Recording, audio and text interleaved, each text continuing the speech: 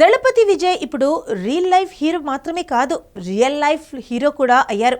తమిళనాడు ముఖ్యమంత్రిగా ప్రమాణ స్వీకారం చేసిన విజయ్ గురించే ఇప్పుడు దేశవ్యాప్తంగా చర్చ నడుస్తుంది. ఇదే సమయంలో విజయ్ ఆఖరి సినిమా జననాయగన్ రిలీజ్పై ఆ మూవీ నిర్మాత చేసిన కామెంట్స్ ఇప్పుడు ఇండస్ట్రీలో హాట్ టాపిక్గా మారాయి. మరి ఆ విశేషాలేంటో ఇప్పుడు చూద్దాం.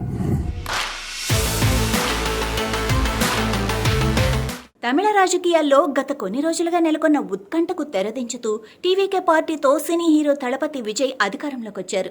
తాజాగా తమిళనాడు ముఖ్యమంత్రిగా ప్రమాణ స్వీకారం చేసి కొత్త అధ్యాయానికి శ్రీకారం చుట్టారు విజయ్. ఇక ఇదే సమయంలో అభిమానులు మాత్రం ఆయన చివరి సినిమా జననాయగన్ గురించి ఎక్కువగా మాట్లాడుకుంటున్నారు.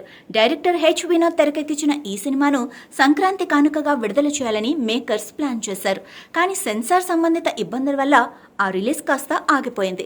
దీనితో ఈ మూవీ ఎప్పుడు థియేటర్లోకి వస్తుందా అని విజయ్ అభిమానులు ఎంతో ఆసక్తిగా ఎదురుచూస్తున్నారు.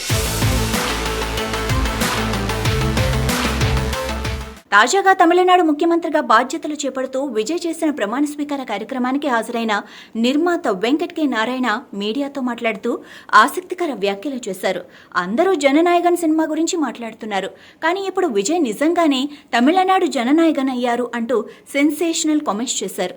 అలాగే సెన్సార్ సర్టిఫికేట్ వచ్చిన వెంటనే జననాయగన్ సినిమాను విడుదల చేస్తామని నిర్మాత అన్నారు. ప్రస్తుతం నిర్మాత వెంకట్ కె నారాయణ చేసిన ఈ కామెంట్స్ సోషల్ మీడియాలో వైరల్ అవుతున్నాయి. ఒకవైపు రాజకీయాల్లో